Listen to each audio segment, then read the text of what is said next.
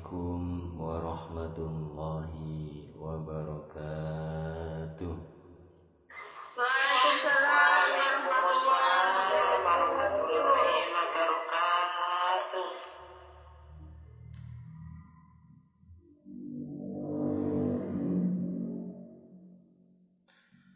A'udzu billahi minasyaitonir rajim.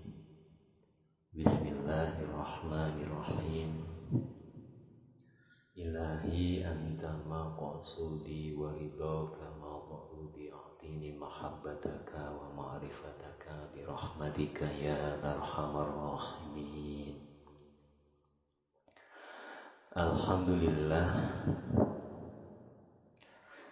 Alhamdulillahi rabbil alamin.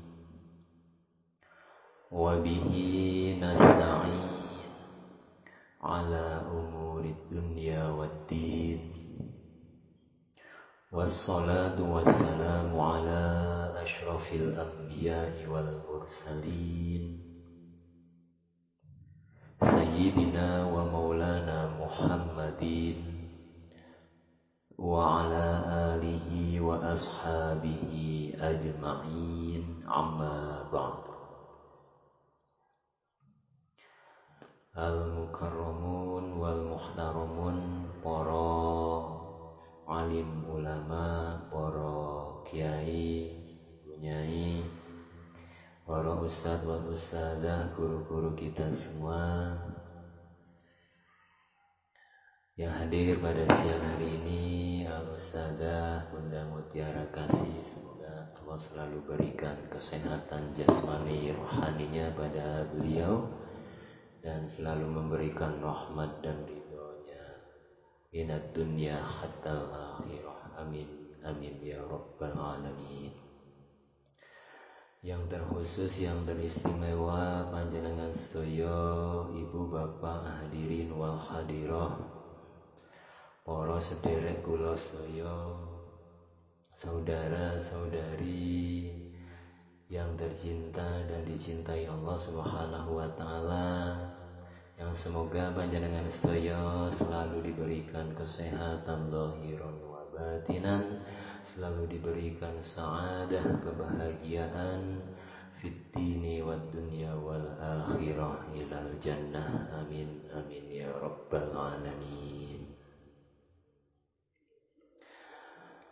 Segala puji bagi Allah Subhanahu wa taala dengan sebenar-benar pujian, karena hanya Allah Subhanahu wa taala yang berhak untuk dipuji semua makhluknya. Salawat dan salam tercurah kepada sebaik-baik makhluknya, penghulu kita, baginda Rasulullah sallallahu alaihi wasallam, dan juga kepada seluruh keluarga beliau dan para sahabatnya dan pengikut beliau ila yaumil qiyamah. Saudara-saudari kula sedaya yang tercinta dan dicintai Allah Subhanahu wa taala. Al-muqaddimah, ay hadhil muqaddimah. Bismillahirrahmanirrahim.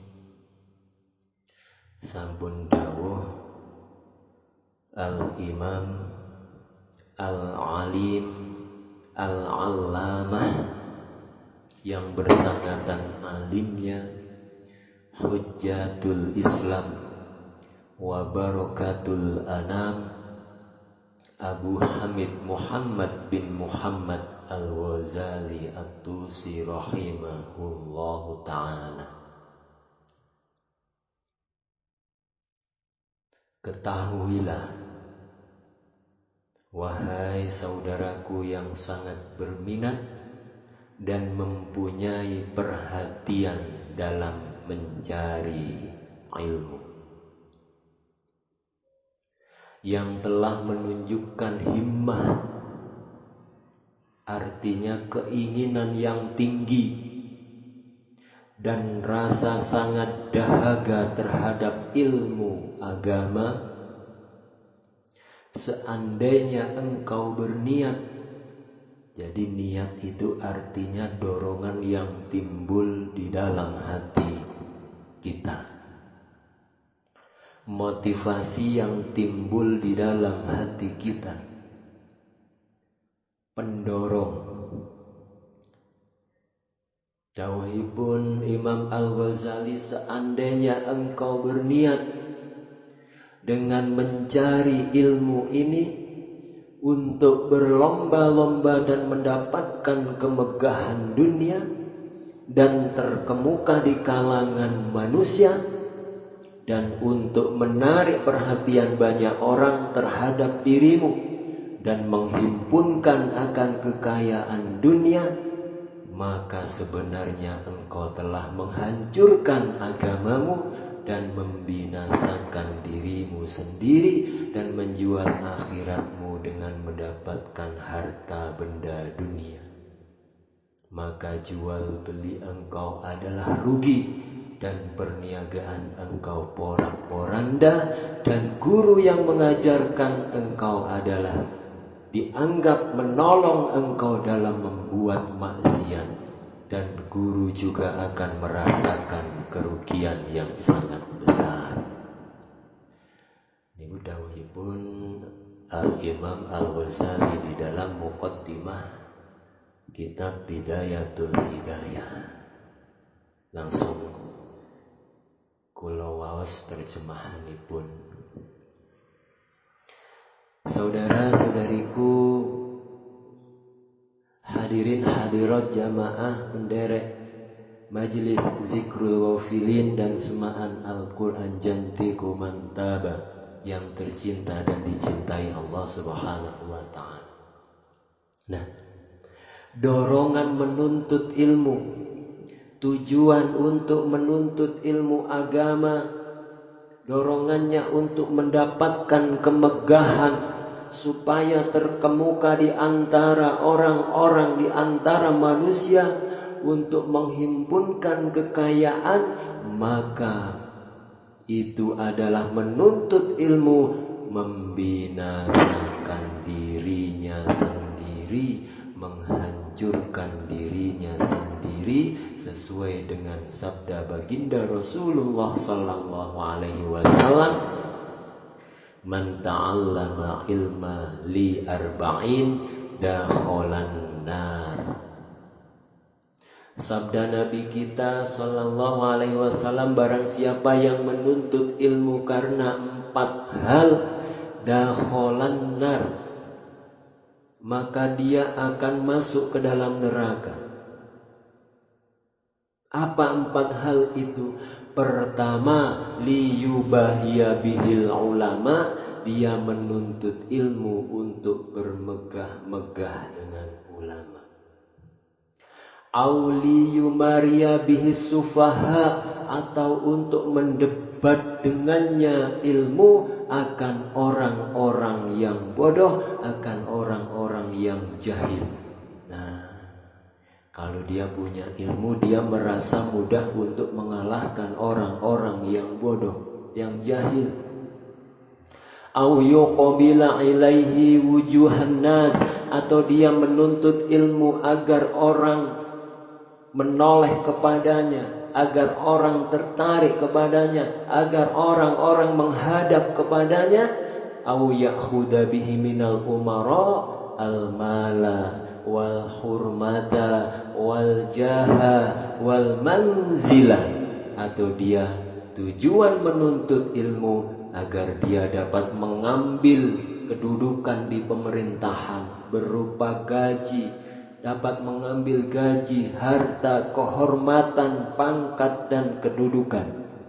Nah, orang-orang yang menuntut ilmu karena 4 hal itu, sabda baginda Rasul, dakholan nar, dia masuk ke dalam api neraka. Dan guru yang mengajarkannya pun adalah dianggap menolongnya di dalam berbuat kemaksiatan. Kenapa? Karena yang diajari ini tujuannya untuk maksiat. Dan ia guru juga akan merasakan kerugian ketika ini guru yang mengajarnya itu. Laksana seorang yang menjual pedang kepada perampok. Menjual pedang kepada perampok hukumnya adalah diharamkan karena menolong orang berbuat kejahatan. Nah, demikian pula seorang guru yang mengajarkan kepada muridnya, yang muridnya itu menuntut ilmu untuk tujuan-tujuan keduniaan. Maka gurunya pun mengajari muridnya itu bukan mendapatkan keuntungan, tapi malah mendapatkan kerugian yang besar. Seperti sabda baginda Rasulullah sallallahu alaihi wasallam, "Man a'anna 'ala ma'siyatin walau bi sadri kalimatin kana syarikan lahu fiha." Artinya barang siapa yang menolong orang lain, memberikan fasilitas kepada orang lain melakukan suatu maksiat, walaupun hanya dengan setengah kalimat, maka orang itu dianggap berkongsi, bekerja sama di dalam melakukan kemaksiatan tersebut.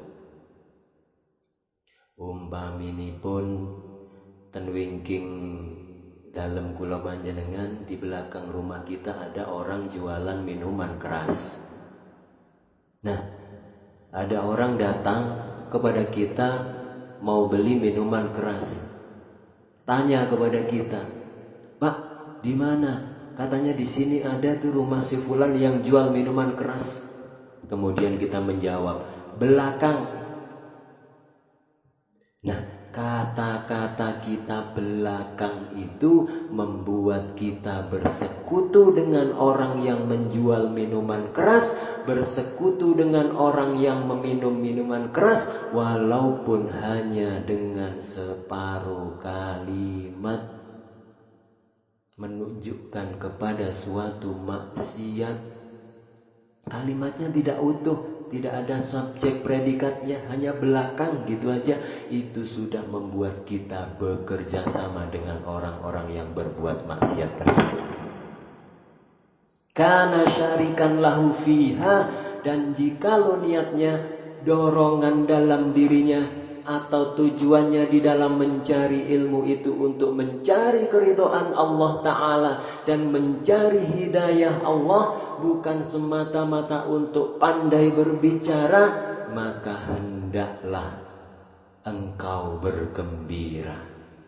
Nah, kalau kita tujuan menuntut ilmu supaya mendapatkan ridho Allah Subhanahu wa Ta'ala, supaya kita mendapatkan hidayah dari Allah Subhanahu wa Ta'ala, kita menuntut ilmu, maka bergembiralah kita. Bergembiralah kita. Para malaikat telah mengembangkan sayapnya apabila kita berjalan dari tempat tinggal kita menuju tempat majelis pengajian, yang mana kita berangkat menuntut ilmu, tujuannya untuk mencari ridho Allah. Malaikat menaungi kita dengan sayapnya, dan ikan-ikan yang ada di dalam lautan semuanya memintakan ampun kepada kita. Apabila kita berjalan, sejak kita berjalan dari rumah sampai ke tempat pengajian, yang mana kita menuntut ilmu karena untuk mencari ridho Allah, karena untuk mencari hidayah Allah. Makin jauh kita berjalan, makin banyak ikan-ikan di laut memintakan ampun kita kepada Allah Subhanahu wa Ta'ala terhadap orang-orang yang menuntut ilmu itu. Nah, jadi menuntut ilmu agama dengan tujuan untuk mencari keridhaan Allah, untuk mencari hidayah Allah, itu merupakan satu dari sekian banyak niat-niat yang baik di dalam menuntut ilmu agama. Makin banyak niatnya, makin banyak dorongannya, di dalam diri kita untuk menuntut ilmu, makin banyak niatnya, makin banyak pahala yang kita dapatkan. Padahal amalin namung tunggal, tapi niatnya kata. Imam Ghazali mengatakan fa inna ta'atal wahidah yumkinu ayyan wiya biha khairatin katsirah wa yakunu lahu bi kulli niyatin sawab in kullu wahidatin minha hasanah. Imam Ghazali mengatakan bahwa satu perbuatan taat seperti kita menuntut ilmu pada siang hari ini di majelis Zikrul Wafilin ini, mungkin bahwa bisa artinya bahwa dia berniat dengan beberapa niat kebaikan, maka jadilah dia dengan tiap-tiap satu niat dapat satu kebaikan dan dilipat gandakan sampai 10. Nah, jadi kalau kita niat menuntut ilmu agama karena mencari keridhaan Allah, kita dapat 10 pahala.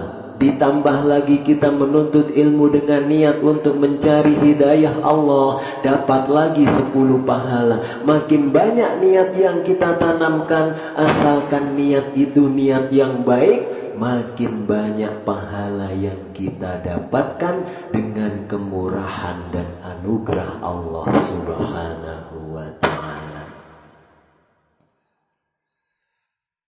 Dados pertama, niat kula panjenengan menuntut ilmu.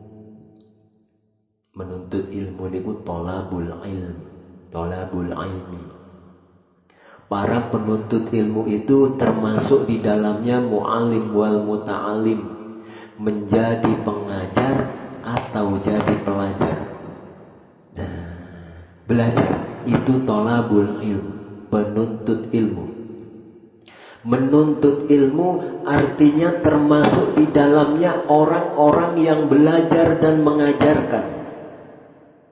Jadi kalau kita menuntut ilmu, niatnya pertama untuk mencari mendapatkan keridhaan Allah Subhanahu wa ta'ala, dapat pahala 1 kebaikan, dilipat gandakan 10 kebaikan.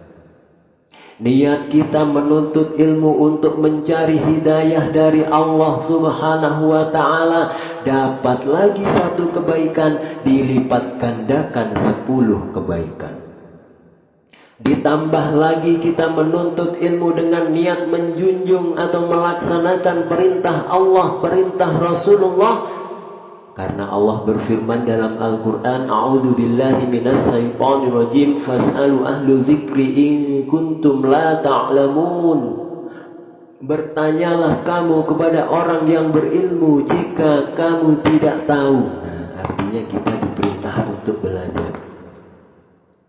Nah, kula panjenengan belajar ini menjunjung perintah Allah, perintah Rasulullah, sabda Nabi kita, "Uthlubul ilma", tuntutlah ilmu agama walau bisin, walaupun sampai ke negeri Cina. Nah, sampai ke negeri Cina. Ini panjenengan sedaya ibu-ibu ini sampai ke negeri Cina sana, ini di Taiwan. Sampai ke negeri Cina. Nah, jadi kita menuntut ilmu ini niatnya juga menjunjung perintah Allah dan Rasulnya. Disuruh Allah dan Rasul. Makanya kula panjenengan ini menuntut ilmu. Nah, sampun 3 niatnya. 3 kali 10 kita dapat 30 pahala. Ditambah lagi niatnya menuntut ilmu itu istirda'ul malaikah. Aku menuntut ilmu ini juga untuk mencari keridhaannya malaikat, supaya malaikat-malaikat itu senang kepadaku.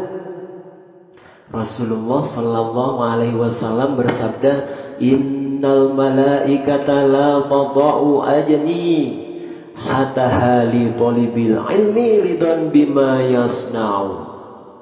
Sabda Nabi kita, sesungguhnya malaikat itu meletakkan sayap-sayapnya, artinya memayungi bagi orang yang menuntut ilmu, karena malaikat senang dengan yang ia perbuat. Nah, jadi kita menuntut ilmu tujuannya juga adalah menyenangkan malaikat-malaikat Allah Subhanahu wa ta'ala. Malaikat adalah makhluk yang dicintai Allah. Malaikat pun makhluk yang mencintai Allah. Kita menyenangkan orang yang mencintai Allah sama halnya dengan menyenangkan Allah Subhanahu wa ta'ala. Nah, berarti sampun pinter menyenangkan malaikat, sampun sekawan niatnya. 4 sudah niat kita. Mencari keridhaan Allah dalam menuntut ilmu. Yang kedua, mencari hidayah Allah. Yang ketiga, menjunjung perintah Allah dan Rasulullah. Dan yang keempat, mencari keridhaannya para malaikat, sampun sekawan. Sekawan dosa bukan? Yang kelima, tujuannya kita menuntut ilmu. Talabul maghfirah warahmah wan najah minan nar.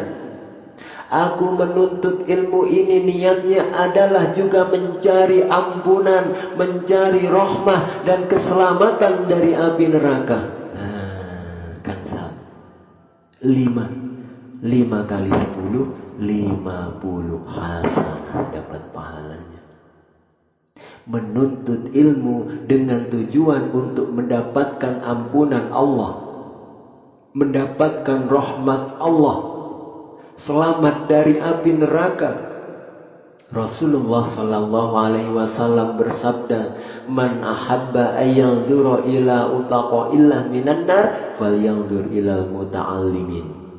Sabda Nabi kita, barang siapa yang hendak memandang, barang siapa yang ingin memandang, barang siapa yang ingin melihat orang-orang yang terbebas dari api neraka, siapa-siapa yang ingin melihat orang-orang yang dibebaskan dari api neraka, maka lihatlah, maka pandanglah orang-orang yang menuntut ilmu agama itu.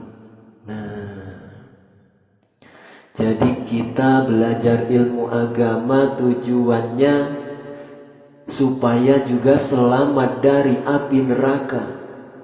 Karena Rasulullah mengatakan, siapa yang ingin tahu orang yang bebas dari api neraka, lihatlah orang-orang yang menuntut ilmu agama itu. Fawalladzi nafsu Muhammadin biyadihi ma min muta'allimin yahtalifu ila babil alim illa katabahu Allahu lahu bikulli harfin wa biqadamin ibadata sanatin wa bana lahu bikulli qadamin madinatan fil jannah. Demi Allah, sabda Rasulullah, tidak ada seorang pelajar yang datang ke tempat pengajian melainkan Allah tulis bagi dia dengan tiap-tiap huruf yang didengarnya, tiap-tiap huruf yang dilihatnya, tiap-tiap huruf yang dicatatnya, Allah tulis ibadah dan Allah bangunkan, Allah buatkan bagi dia dengan tiap-tiap langkah kakinya kota di dalam surga. Masya Allah. Subhanallah. Panjenengan melangkah dari Indonesia ke Taiwan berapa langkah nih kakinya? Banyak langkah. Berapa kota jenengan dibangunkan Allah di dalam surga? Kalau setiap langkah kita dibangunkan Allah satu kota. Wa yamshi 'alal ardi wal ardu tastaghfirullah. Orang yang menuntut ilmu ini, dia berjalan di muka bumi, bumi yang dilewatinya memintakan ampun baginya. Berjalan di muka bumi, bumi memintakan ampunan. Ya Allah, ampuni orang yang berjalan di atasku ini, si fulan bin fulan ini, karena dia menuntut ilmu agamamu ya Allah. Doanya bumi kepada orang yang menuntut ilmu. Wa yumshi wa yusbihu mawfuran lah. dan di waktu petang, di waktu pagi dia diampuni oleh Allah Subhanahu wa ta'ala. Wa syahidat lahul malaikah, dan malaikat pun bersaksi. Wa yaqulun, malaikat-malaikat berkata, haula'u taka'ullah minan nar. Kata malaikat itu, orang-orang yang menuntut ilmu agama adalah orang-orang yang dibebaskan Allah dari api neraka. Makanya ada hadis yang mengatakan Rasulullah Shallallahu Alaihi Wasallam bersabda yang artinya, andai kata manusia itu diberi hidayah oleh Allah, tahu bagaimana pahala yang Allah siapkan, pahala yang Allah berikan kepada orang yang menuntut ilmu agama, niscaya mereka berkelahi rebutan tempat berebut untuk menuntut ilmu agama itu. Andai kata semua orang diberitahu oleh Allah bagaimana besarnya pahala yang disediakan oleh Allah kepada orang yang menuntut ilmu, madrasah-madrasah, pondok-pondok pesantren, majelis-majelis ta'lim tidak akan muat lagi, amber-amber, meluber-luber ke jalan-jalan. Nah, cuma karena ini surga adalah sesuatu yang sangat mulia. Surga itu sesuatu yang sangat mahal. Surga itu sesuatu yang sangat berharga di pandangan Allah. Allah akan memberikannya kepada orang-orang khusus saja. Allah memberikannya hanya kepada orang-orang tertentu saja. Orang-orang yang dipilih oleh Allah untuk menghuni surganya. Tidak semua orang bisa mendapatkan, melihat bagaimana Allah memberikan pahala kepada orang yang menuntut ilmu. Nah, jadi kita menuntut ilmu, niatnya juga antara lain adalah supaya kita dapat ampunan Allah, supaya kita dapat rahmat Allah dan dapat kebebasan dari api neraka. Ibu, bapak, saudara, saudariku yang tercinta dan dicintai Allah Subhanahu wa ta'ala. Sambut pinten ibu. Kang Sal, 5 macam niat sudah kita menuntut ilmu. 50 pahala kita dapatkan. 50 sambunan. Kemudian lagi niat menuntut ilmu kita untuk menambah kebaikan kita adalah, aku menuntut ilmu ini asyukru ala ni'mati sihhati wal faragh. Aku menuntut ilmu ini sebagai tanda syukurku atas kesehatan yang diberikan Allah dan kelapangan yang diberikan Allah Ta'ala. Jadi aku menuntut ilmu ini adalah sebagai bentuk kesyukuranku. Jadi aku menuntut ilmu, aku meniatkan bahwa itu adalah syukurku kepada Allah atas diberi sehat dan lapang. Nah, sampun 6 swidak. Yang ketujuh, tujuan menuntut ilmu istima'u kalamillah wa kalamir rasulih wal ulama.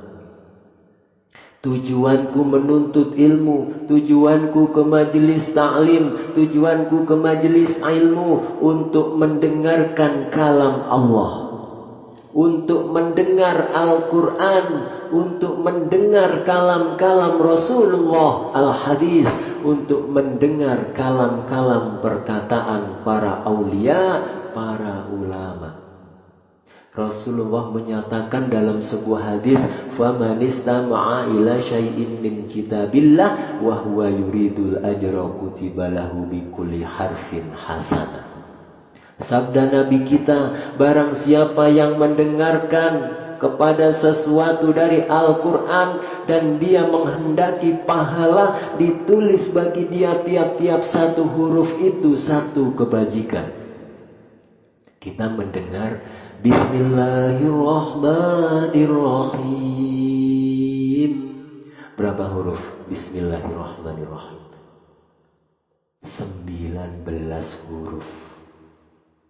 Kita dapat 19 kebajikan. Itu sabda Rasulullah. Satu huruf dapat satu kebajikan. Nah, jadi kita ke pengajian, niat kita termasuk di dalamnya mendengarkan kalam Allah, mendengarkan firman Allah Subhanahu wa ta'ala. 7. Yang ke-8, tujuan kita menuntut ilmu, tujuan kita ke majelis ilmu, tujuan kita sekolah agama, ifrahul walidain, membuat senang orang tua kita, membuat senang ibu bapak kita. Kalau kita menuntut ilmu, senang hati ibu kita, senang hati ayah kita, senang hati mama melihat anaknya berangkat menuntut ilmu. Nah, kita menuntut ilmu, kita niatkan untuk menyenangkan kedua orang tua kita, maka kita sekaligus jadi orang yang berbakti kepada ibu dan bapak kita, walaupun keduanya sudah meninggal dunia. Walaupun keduanya sudah berpuluh-puluh tahun di dalam kubur, tetap kita niatkan bahwa kita menuntut ilmu ini adalah untuk menyenangkan beliau-beliaunya. Baginda Rasulullah sallallahu alaihi wasallam bersabda di dalam sebuah hadis, "Innar rajul la yasurru bi salahi waladih fi qabri." Seorang laki-laki, abah misalnya, bapak kita maksudnya, dia akan di dalam kubur dengan kesolihan putra-putrinya di dalam dunia, dia diberikan laporannya. Nah, kan ada hadis yang mengatakan bahwa setiap pekan itu ada laporan kepada orang tua di dalam kubur. Anak engkau menuntut ilmu, anak engkau sedang mabuk, anak engkau sedang mencuri. Itu ada laporan-laporan kepada orang tuanya di dalam kubur. Orang tua di dalam kubur mendengar anaknya menuntut ilmu, anaknya beribadah, yasur, dia bergembira. Nah, jadi kula panjenengan menuntut ilmu, niat kula panjenengan, tujuan kita menyenangkan orang tua kita, otomatis kula panjenengan dapat juga pahala berbakti kepada kedua orang tua kita. 8 sudah. 80. Yang selanjutnya 9. Tujuan menuntut ilmu, niat menuntut ilmu, supaya banyak lagi dapat pahala, supaya sekali berangkat ke pengajian itu ratusan pahala yang kita dapat. Mungkin kalau bisa ribuan pahala. Yahya'us syariah wa sunnah. Tujuan menuntut ilmu juga adalah untuk menghidupkan sunnah, menghidupkan syariat baginda Rasulullah sallallahu alaihi wasallam. Karena kalau orang tidak mengkajinya, mati sunnah, mati syariat Islam kalau tidak ada orang yang mengkajinya. Nah, jadi kalau panjenengan ke pengajian, kita sekolah madrasah, ke pesantren, tujuannya antara lain untuk menghidupkan syariah, untuk menghidupkan sunnah baginda Rasul. Rasulullah sallallahu alaihi wasallam bersabda, "Man ahya sunnati faqad ahabbani, wa man ahabbani kana ma'i fil jannah." Sabda Nabi kita, barang siapa yang menghidupkan sunnahku, berarti dia cinta kepadaku. Siapa cinta kepadaku, dia akan bersamaku di dalam surga.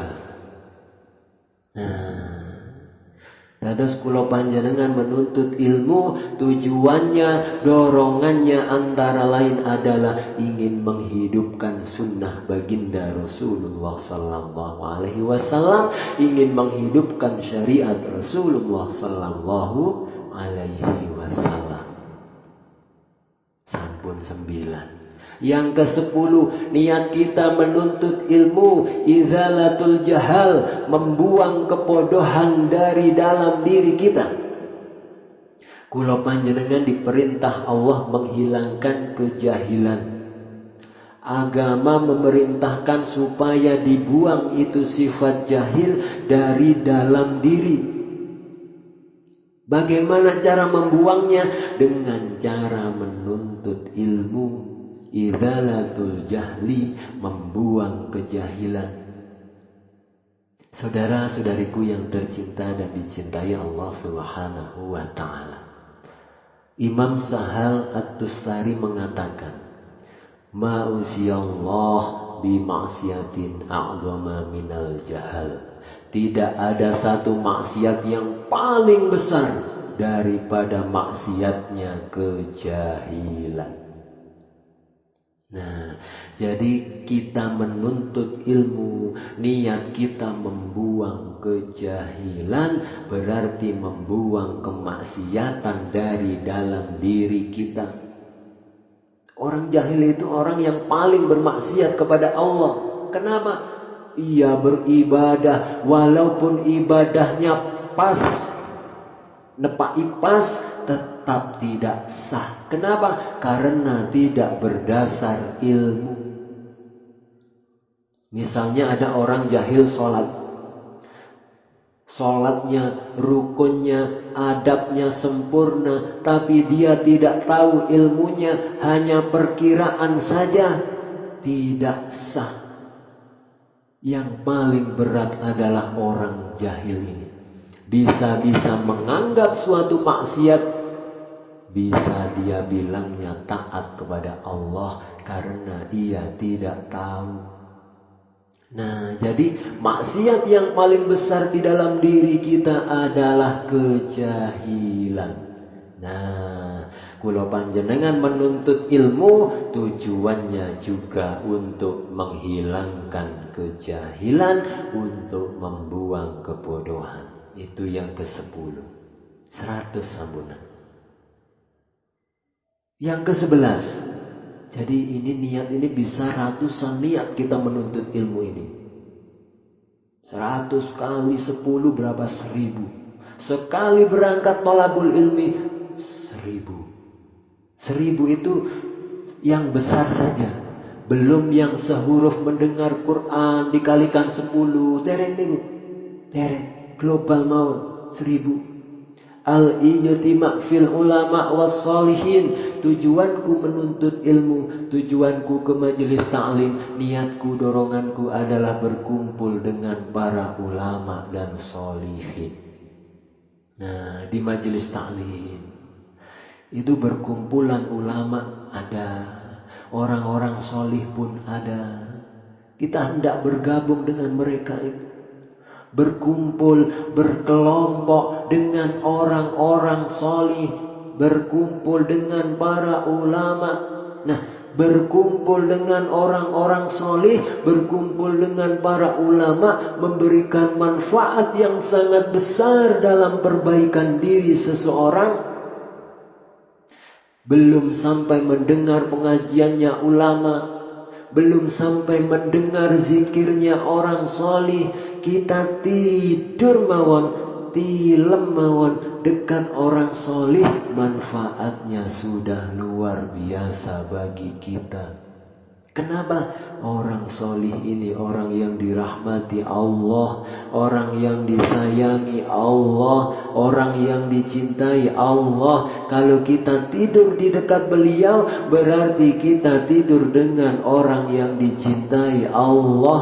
Sudah untung, apalagi mendengar perkataannya, apalagi mendengar nasihatnya, makin untung lagi kita. Nah, jadi kula panjenengan ke pengajian ini niatnya antara lain berkumpul dengan orang-orang solih, berkumpul dengan para ulama niat kita. Habib Ahmad bin Hasan Al-Attas nate dawuh, "Idza nasaba rabbuka mauqiban fala takul ahdur fa innahu ma yansibu laka mauqiban wahdah udkhulu bi barakatis solihin lauka atta indahum wa anta wafil walakin laka niyatun solihah a'tauka mimma ma'ahum. Nah, niku dawuhipun Habib Ahmad bin Hasan Al-Attas. Apabila Allah Subhanahu wa taala membuat parade, apabila Allah Subhanahu wa taala membuat pawai akbar misalnya, kita jangan berkata aku tidak mau hadir. Nah, jangan berkata seperti itu. Nah, kalau Allah itu membuat pawai, Allah yang membuat pawai ini di sana misalnya. Nah, kita yang di sini jangan sampai aku tidak mau hadir. Kenapa? Karena Allah tidak akan membawa pawainya kepada kita. Maka kitalah yang mesti mendatangi pawai itu. Kalau pawainya itu di sana, maka kita yang di sini yang harus mendatanginya ke sana. Kita yang ke pawai itu. Nah, bila kita melihat orang-orang pawai itu, berarti kita udkhul fi barakatis sholihin. Bila kita melihat orang pawai yang bikinan Allah ini, kita masuk dalam barokahnya orang-orang sholih. Kita masuk gabungan kelompoknya orang-orang sholih. Ini pawai yang bikinan Allah. Allah memamerkan malaikat-malaikatnya, Allah memamerkan surganya, Allah memamerkan bidadari-bidadarinya, Allah memamerkan segala macam keindahannya. Nah, kita harus hadir ke sana supaya kita dapat bergabung dengan orang-orang solih. Lau ka'aka indahum wa anta ghafil walakin laka niyatun sholih a'tauka mimma ma'ahum. Jikalau engkau duduk di sekitar orang-orang solih, walaupun engkau lalai, walaupun hati kita kemana-mana, walaupun kita tertidur, tapi waktu berangkatnya itu ada niat yang baik, mereka akan memberi engkau sebagaimana yang mereka telah dapatkan. Mereka akan memberikan kepada engkau sebagaimana yang mereka dapatkan. Asalkan kita mulai rumah tujuannya baik, tujuannya bagus untuk bergabung dengan orang solih, duduk bersama orang solih, berkumpul, lalu ia tidur. Orang bubar, ianya ikut bubar, dia dapat juga sebagaimana apa yang diperoleh oleh orang-orang solih itu. Nah, ini namanya barokatis solihin. Kita berangkat menuntut ilmu, berangkat ke pengajian, niatnya yang penting antara lain adalah hendak berkumpul dengan orang-orang solihin, berkumpul dengan para ulama. 11. Yang ke-12, niatnya menuntut ilmu lagi. Al-amru bil ma'ruf wan nahi 'anil munkar an nafsihi wa an ghairihi. Aku menuntut ilmu ini tujuannya supaya aku bisa berbuat amar ma'ruf nahi munkar, khususnya untuk diriku dan orang lain.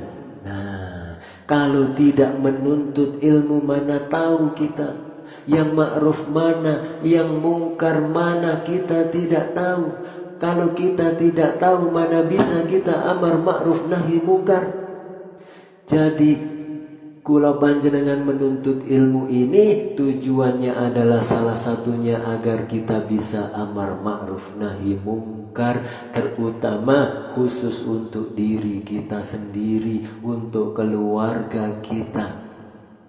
Nah, makanya niku sampun kaliwelas nih, 12 niat hanya untuk satu pekerjaan, hanya untuk satu amaliyah menuntut ilmu.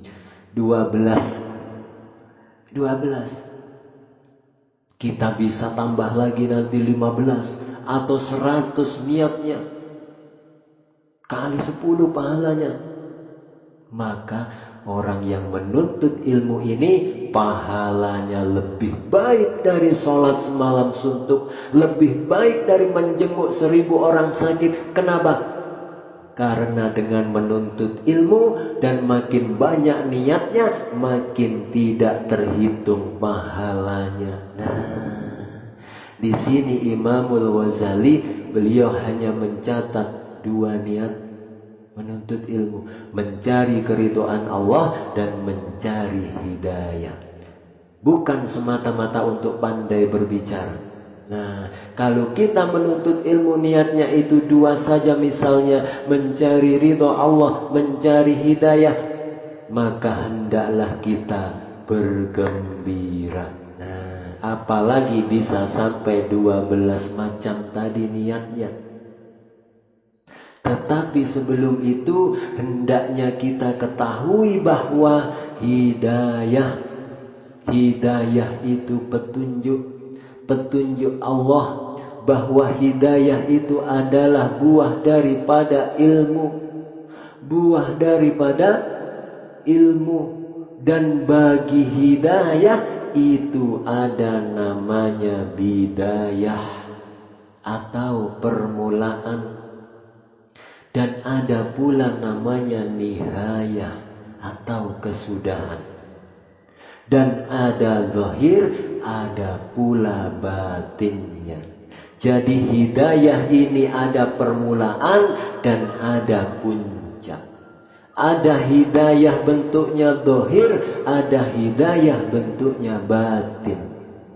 Dan kita tidak akan sampai kepada nihayatul hidayah. Kita tidak akan sampai kepada nihayatul hidayah. Apa yang dimaksud dengan nihayatul hidayah? Nihayatul hidayah itu adalah puncaknya hidayah. Puncaknya hidayah itu seperti apa?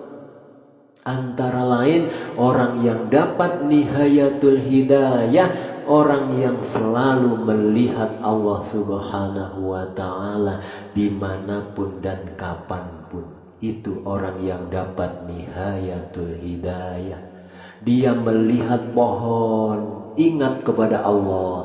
Dia melihat sebuah kendaraan, ingat kepada Allah. Dia melihat rumput, ingat kepada Allah. Dia melihat uang, ingat kepada Allah. Dia melihat nasi, ingat kepada Allah. Itu orang yang sudah mendapatkan nihayatul hidayah.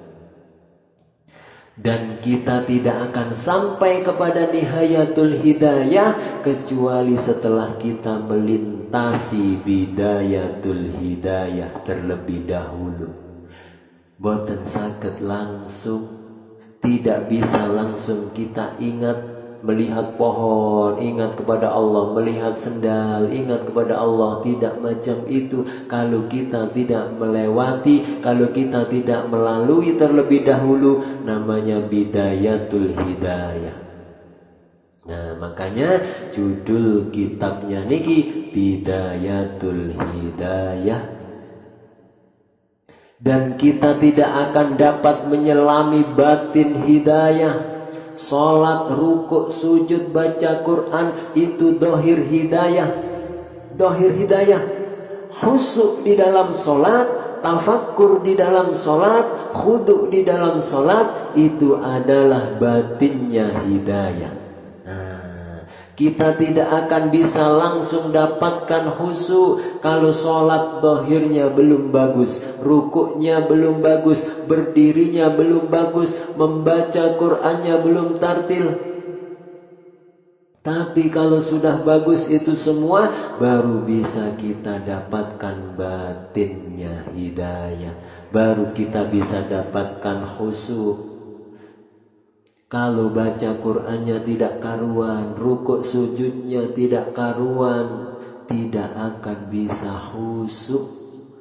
Dan kita tidak akan dapat menyelami batin hidayah kecuali telah selesai daripada menyempurnakan segala urusan yang berkenaan dengan zahir hidayah.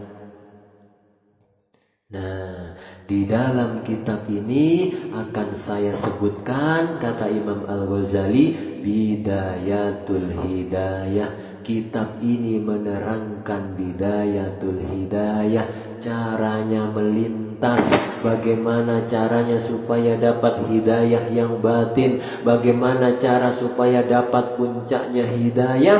Beliau mengarang kitab namanya Bidayatul Hidayah. Artinya permulaan jalan menuju hidayah, supaya kita mau mengamalkannya pada diri kita dan supaya kita dapat menguji hati kita. Nah, terus kitab ini merupakan kitab permulaan untuk menguji diri kita. Apakah ada harapan kita dapat nihayatul hidayah? Apakah ada harapan kita dapat hidayah yang batin? Kitab inilah ujiannya.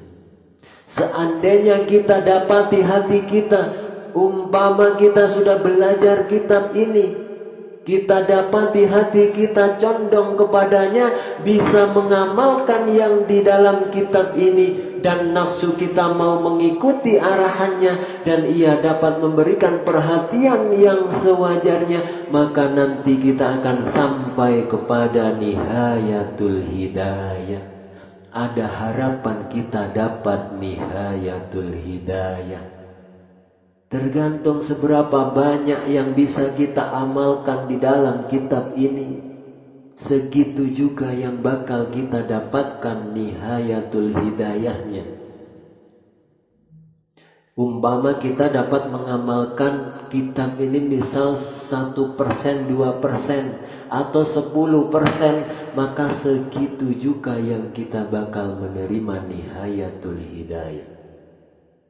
Nah, maka nanti kita akan sampai kepada nihayatul hidayah hingga kita mampu mengarungi lautan ilmu yang luas tersebut. Tetapi jika kita mendapati hati kita tidak memberikan perhatian kepadanya, dan nafsu kita suka berlambat-lambat dalam melaksanakan perintahnya, maka ketahuilah bahwa kecondongan kita dalam menuntut ilmu itu hanyalah berpuncak daripada nafsu kita yang ammarah. Nah, bila kita nih sampun belajar kitab Bidayatul Hidayah ini, lajeng tidak bisa mengamalkannya atau malas mengamalkan isi kitabnya, maka kata beliau Imam Al-Ghazali, ketahuilah bahwa kecenderunganmu dalam menuntut ilmu itu hanyalah berpuncak daripada nafsumu yang ammarah. Berarti menuntut ilmunya karena nafsu, bukan karena niat yang baik-baik tadi. Nah, ini terus Imam Al-Ghazali. Karena nafsu kita sebenarnya hanya tunduk kepada perintah setan yang terkutuk. Kalau kita malas-malesan, hanya mengikuti setan yang mau menipu kita dengan bermacam-macam tipu dayanya, sehingga kita akan terjerumus ke dalam jurang kecelakaan, jurang kebinasaan, kalau kita mengikuti bisikan setan. Nah, jadi kitab ini merupakan batu ujian bagi kita. Apakah kita ada harapan untuk sampai kepada puncak hidayah, atau kita hanya sampai di sini saja? Ini kitab merupakan ujiannya. Nah, saudaraku yang tercinta dan dicintai Allah Subhanahu wa ta'ala, mudah-mudahan di muqaddimah ini yang penuh berkah ini, Allah memberikan kita pertolongannya. Itu yang sangat kita butuhkan, pertolongan Allah. Karena kalau Allah tidak menolong kita, maka kita akan dikuasai oleh kemalasan-kemalasan. Kita akan dikuasai oleh bisikan-bisikan nafsu setan. Mudah-mudahan bertitik tolak dari hari ini, Allah selalu menolong kita supaya kita bisa selalu menjauhi maksiat-maksiat kepada Allah, dan kita selalu bisa mengerjakan ketaatan-ketaatan kepada Allah Subhanahu wa ta'ala. agar kita bisa mendapatkan nihayatul hidayah, puncak daripada hidayahnya Allah Subhanahu wa taala. Sehingga kita digolongkan Allah ke dalam golongan orang-orang yang selamat di dunia dan selamat di akhirat, dan kelak nantinya Allah kembali mengumpulkan kita di jannahnya, di surganya bersama baginda Rasulullah sallallahu alaihi wasallam. Amin amin ya rabbal alamin. على هذه النية وعلى كل نية صالحة بإذن الله وبشفاعة رسول الله وببركة الفاتحة. أعوذ بالله من الشيطان الرجيم.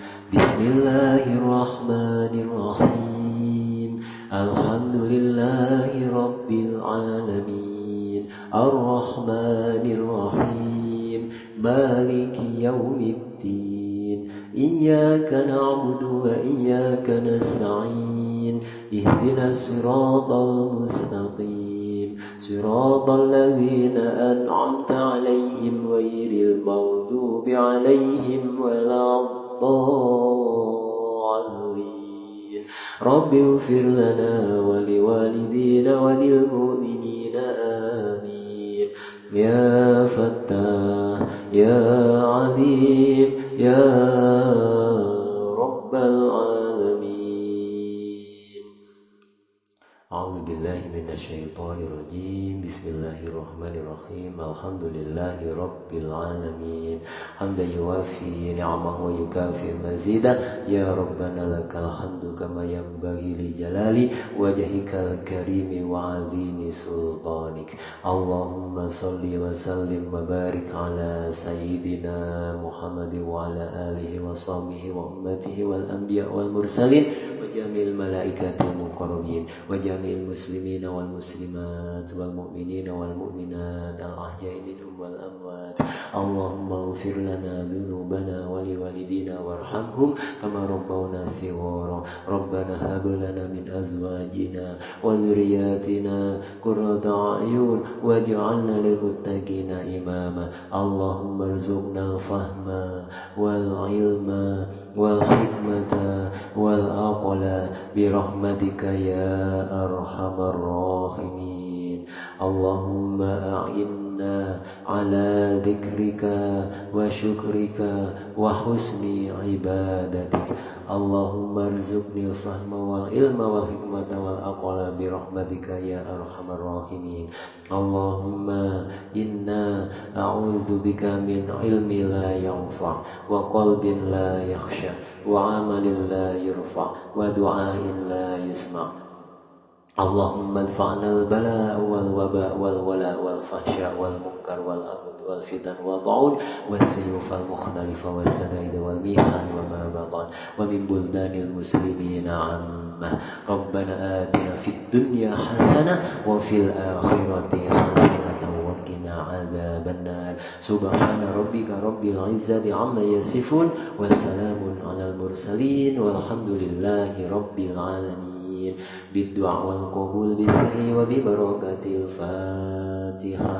أعوذ بالله من الشيطان الرجيم. بسم الله الرحمن الرحيم. الحمد لله رب العالمين الرحمن الرحيم مالك يوم الدين. إياك نعبد وإياك نستعين. اهدنا الصراط المستقيم صراط الذين أنعمت عليهم غير المغضوب عليهم ولا الضالين. رب اغفر لنا ولوالدينا وللمؤمنين آمين. يا فتاح يا عليم يا رب العالمين. Saudaraku yang tercinta dan dicintai Allah Subhanahu wa taala, makaten saking al-fakir yang tidak punya ilmu, yang bodoh ini banyak salahnya, baik makharijul huruf tajwidnya, sifat-sifat hurufnya. Al-fakir mohon ampun kehadiran Allah taala biqaulina astaghfirullahaladzim astaghfirullahaladzim astaghfirullahaladzim innallaha ghafurur rahim. Dan kepada saudaraku semua, kami mohon maaf yang sebesar-besarnya, yang sedalam-dalamnya, yang setulus-tulusnya. Biqaulina kupat tutui santen kathah lepat nyuwun agung ing sih samudra pangapunten. Santen barutan kropo cekap semanten atur kaula. Akhiru qawli hadza ihdinas siratal mustaqim billahi taufiq wal hidayah wa min rasulih sallallahu alaihi wasallam syafa'ah darbiyah. Assalamualaikum warahmatullahi wabarakatuh.